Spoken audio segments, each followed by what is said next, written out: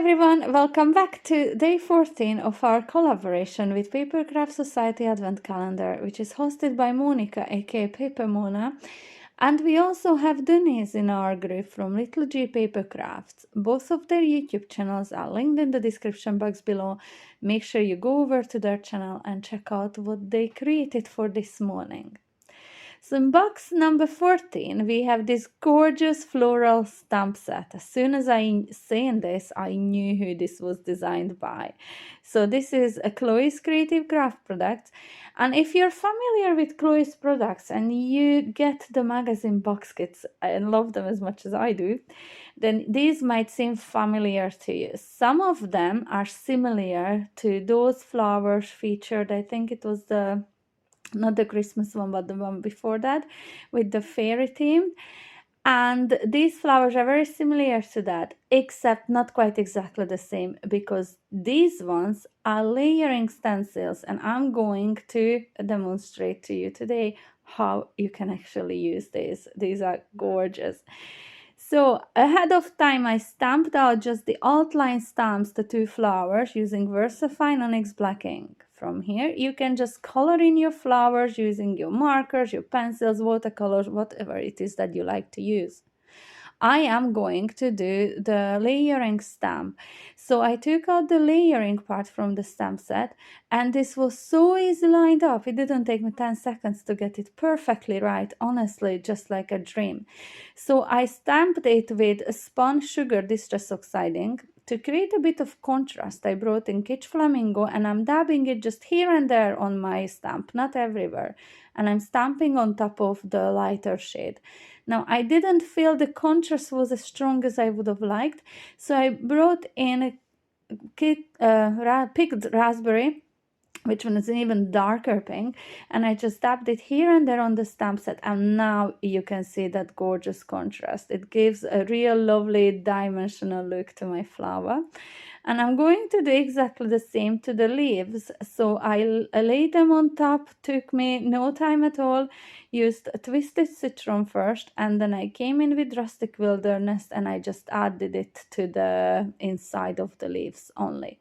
How gorgeous is that? So this is exactly what I did to the other flower as well, off camera. And then I fussy cut these flowers. So I'm not fussy cutting this one just to save time, but fussy cut them and then dab a little glitter over them. Exactly the same with the other flower. That one has lovely layering detailed stamped as well to work with, and just as easily lined up. So ahead of time, I already prepared the flowers that I'm going to be using. Exactly that same technique. And I used all different colors, the blues, the reds, the yellows and oranges. And just to fill in the stem, because the stem didn't have any layering stamp to go on top, I just brought in a brush marker. You can use a pencil, alcohol marker, water markers, whatever it is that you like using. Just look at those gorgeous, colorful, sparkly flowers. To create the base of my project, which is going to be a 3-in-1 project today, I brought in oval die set. It's a nesting die set from Chloe's Creative Cards. This is the scalloped and pierced oval dies. And I took out one of the scalloped ones, which will be my largest one, and this one was the 5th from the set. If you haven't got this exact set, this one measures about 4¼ or just above 4¼ by 6 inches. So this one is quite a good size that I'm going to be using. What I'm going to create is a 3-in-1. It's going to be a card / tag / gift card holder.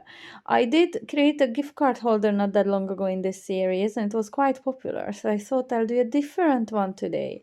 So with that die, I cut out 2 heavyweight white cardstocks. The next one down, which has this pierced detail all around the edges with the straight edge die, I cut out of gold mirror card. With the next one down from that is also a scalloped one. I cut out white card, just the same heavyweight white card I used for the base. And then I did cut out frame die from gold card using the next 2 dies. So that is, I used the next straight edged one and the next one after that, the scalloped one together, and cut out that gold frame. Now with the straight edged one, which I used for the frame, which is the larger one, I am going to cut out of white cardstock one more time, just plain white. And then the straight edge one, which I used for the larger gold mat earlier on, I'm going to cut out of white card, but just only half of the die I will use on the card. And this will make sense in a wee second. So here are the two pieces that I've just cut out of camera. And the one that fits just right behind that frame is because I want to be doing some ink blending on that to give my project a background, and then it will have the lovely white frame all around it from the larger scalloped die cut. And the one that I only cut to half, the same size as the larger gold mat, this one in here, I'm going to turn my die sideways now, and I'm going to send it through like this on the die cutting machine. This might look funny now, but this is going to create some gorgeous pocket for us for a gift card or money or anything else that you may want to add. You'll see. Now, it's not something that I ever done before. I was really making this up as I was going along in here. That's why not all the mats and layers were already cut out, because I wasn't sure where I was going with this. I was just making it up as I was going along, and I really love how it turned out in the end. I'm picking out the piece that I just die cut that is the same size as the golden frame, and I'm just going to do some very basic ink blending in here. I'm going for like an outside scene, so the blues, the greens, like for the sky and the grass, I guess. So it's tumbled glass, salvage patina, and for my green I picked out a rustic wilderness. So I'm just going back and forth between the colors until I get a proper good blend. And to be honest, I'm not focusing on any smooth blending in here. It is going to turn out as nice as it can get, honestly.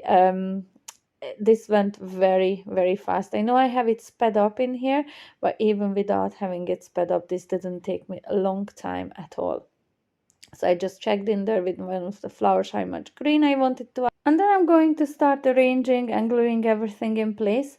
I also die cut and colored in some butterflies and some little hearts.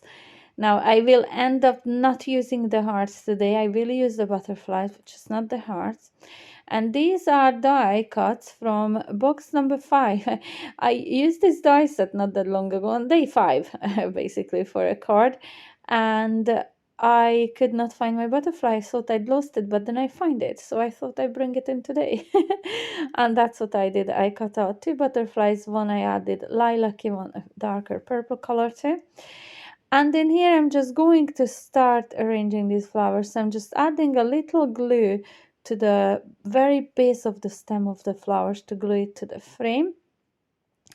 I'm going to do that to all of the flowers, and then I'm going to turn it around, you'll see in a wee second, and I'm going to add my glue to the whole of the frame. And while you watch me do this, just a very quick little bit about this collaboration. If you haven't been here before, this collaboration is a series of video tutorials between the 1st and the 25th of December, coming in every morning at 7 o'clock.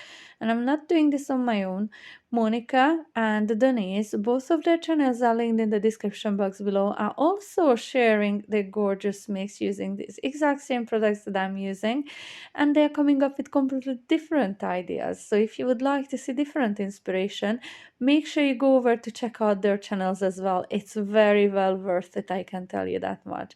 Their makes are absolutely amazing. And if you would also like to participate in this challenge, when sharing your mix on your social media, just use the hashtag that you can see on my screen just right now. That way we would be able to search that hashtag and see the mix that you posted.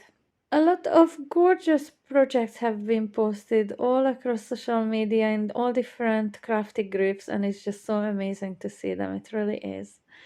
So in here you can just see me layer up all the different layers that we die cut at the start, and I'm adding double-sided tape in here because this will be layered on top of mirror cardstock, and because quite a few layers are already on top of this, it's quite weighty. I don't want this to come away from that mirror cardstock, so I didn't want to risk using just liquid glue. So that's why I decided to go for a red tape, which is one of my go-to double-sided tapes to use. when I'm adding heavy layers like this. I do like to reinforce it a bit with the liquid glue as well. And also this will leave me with a little bit of a wiggle room. So if I don't get it right first, I can always come back and peel it back and add it down straight, just like so. Now, with the two largest ones, I'm going to take one of those ovals and I'm scoring down on the top at 1 inch, and I like to do that on both sides. And this will create a hinge for me, which will allow me to attach the second piece to it just quite easily. So all I'm going to do is lining them up perfectly, and then once they are lined up, I fold back that hinge that I just created, and I'm going to cover that in liquid glue, strong liquid glue, and then I'm going to fold it back on the other piece, and this way I have created a lovely oval shaped note card. Just as easy as that. The side where I cannot see the hinge will be the front, which I will decorate, and where I can see the hinge, this is the back of it. So on the inside of my little note card, I'm going to glue this funny piece. It looks like a smiley mouth. I'm adding glue just all around the edge, but not on the top, just all on the sides and the bottom in there. And this way I created a pocket, which is a perfect fit for a gift card. Using collage glue, I'm just adding all my top layers to this base. Now, if you like oval-shaped cards, you could just stop here. You could just have a lovely oval-shaped card, which measures about 6 by 4.5-ish inch. So it's quite a good size as it is. I'm adding my butterflies in here. But I didn't want to leave it just like a card. My first idea was to create a tag, a large size tag. So that's what I'm doing. I took my crocodile punch out and I'm just adding a whole. I'm just trying to figure out where is the middle. I really don't want to go crooked with this. I just added a little dot. I used the grid mat to figure out the middle. And then I'm going to add a gold eyelet in it, just like that. I've picked out two different ribbons, a gold sparkly one and then a pink one, a very pale pink with some polka dot details.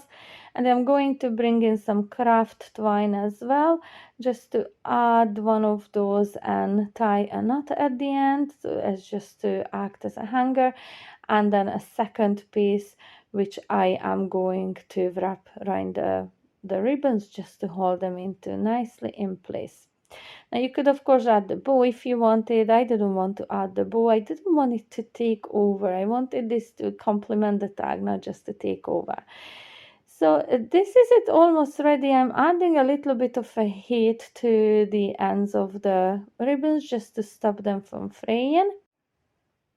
And just one last bit that I wanted to add is some sparkle to the butterflies. So I added some dry clear glue and just a very thin layer of dry clear glue. So I dabbed it down with my fingers. And I brought in my chunky crystalline glitter this time. And I added it on top of the butterflies. And you'll see on close-ups in a wee second just how gorgeous that is. And just like that, we have a gift tag / card / gift card holder measuring 6 and almost 4.5 inches in size. So it's quite a lovely one. I really love that there's so much room to write your message. There's this gorgeous little pocket to add your gift card. It's just so handy. Now, I didn't add the sentiment because I don't know who I'm going to use this for just yet and what occasion it will be for, so I'm just going to hold out with a sentiment until I know. Do let me know if you like projects like this. I think I really love this one. It's very unique, very different from anything that I ever done before, and I really love how it turned out. If you did too, please do not forget to give me the thumbs up and hit the notification bell on all of our 3 channels to make sure you do get notified when we upload our next video. I really hope to see you back tomorrow morning. Until then, bye.